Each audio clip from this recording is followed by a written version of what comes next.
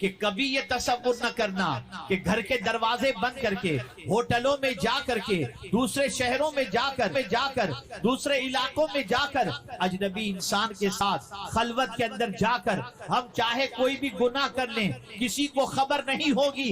نہیں، اللہ فرماتا ہے او فی السماوات او فی الارض، جہاں کہیں بھی زمین کے اندر، جہاں کہیں بھی آسمان کے اندر، جہاں کہیں بھی پہاڑ کے اندر انسان گناہ کرے گا، اللہ سے چھپ نہیں سکتا۔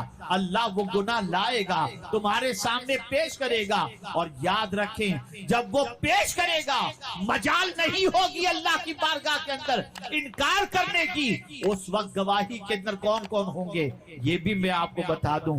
آپ کہیں گے میں نے گناہ کیا تھا، نہیں تو پھر اس وقت زبان بولے گی، ہاتھ بولے گا، زمین بولے گی، جہاں گناہ کیے ہو وہ جگہ بولے گی۔ اللہ اکبر۔ اسی لیے قرآن مقدس کے حوالے، قرآن مقدس میں اللہ عز و جل نے ارشاد فرمایا زمین کے حوالے سے، یومئذ تحدث اخبارہا، قیامت کے دن زمین بولے گی۔ حضرت ابو ہریرہ رضی اللہ تعالی عنہ نے رسول رحمت صلی اللہ علیہ وسلم سے عرض کیا یا رسول اللہ صلی اللہ تعالی علیہ وسلم زمین کس طرح سے بولے گی؟ تو سرکار نے فرمایا زمین پر اگر کسی نے نیکی کی ہوگی تو زمین نیکی پر گواہی دے گی، اور برائی کی ہوگی کسی نے زمین پر تو زمین برائی پر گواہی دے گی۔ اب میں آپ سے پوچھنا چاہتا ہوں، جس زمین پر انسانوں سے چھپ کر انسان گناہ کرتا ہے وہ زمین تو اللہ کا اسپائی ہے، وہ زمین تو اللہ کی اسپائی ہے، اللہ کی بارگاہ میں گواہی دے گی۔ اب کہاں جا کر کے گناہ کرو گے؟ کس جگہ پر گناہ کرو گے؟ کہیں معلق ہو کر زمین و آسمان کے درمیان تو تم گناہ نہیں کر سکتے۔ زمین تو گواہی دینے والی ہے، جب زمین گواہی دے گی تو پھر کون تمہیں بچا سکے گا؟ اور یاد رکھو جس زمین پر گناہ کر رہے ہو اسی زمین کے اندر تو جانا ہے نا۔ اگر اس زمین نے قبول کرنے سے انکار کر دیا تو کیا ہوگا؟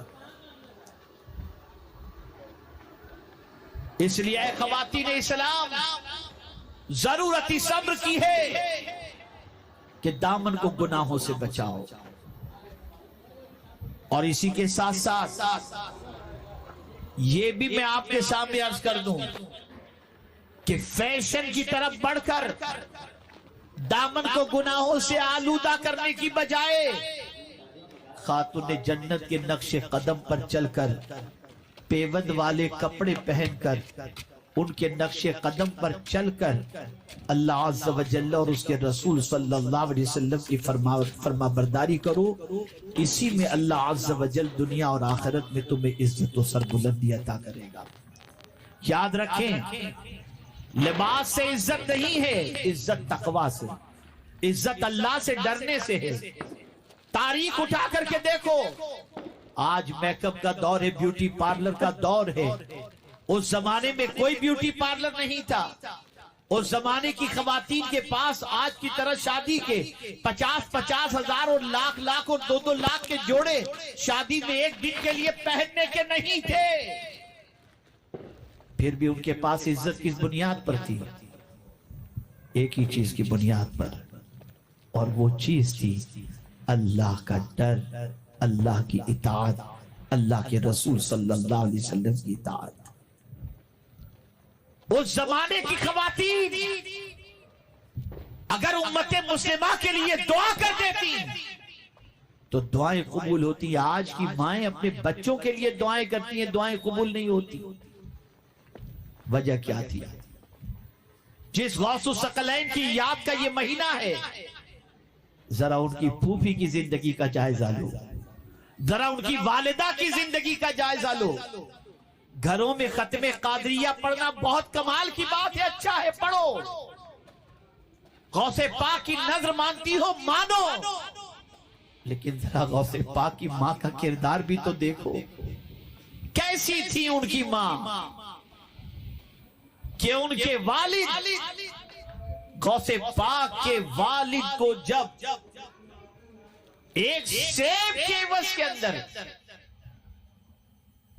جب اپنی بیٹی سے نکاح کرنے کے حوالے سے فرماتے ہیں تو یہی تو کہتے ہیں نا، میری بیٹی آنکھ سے نابینا ہے، ہاتھ سے معذور ہے، پیر سے معذور ہے، آپ ذرا سوچو، شادی ہوتی ہے تو جب کمرے میں پہنچتے ہیں تو دیکھتے ہیں صحیح سالم اور خوبصورت عورت موجود ہے، پریشان ہوتے ہیں، باہر نکلتے ہیں۔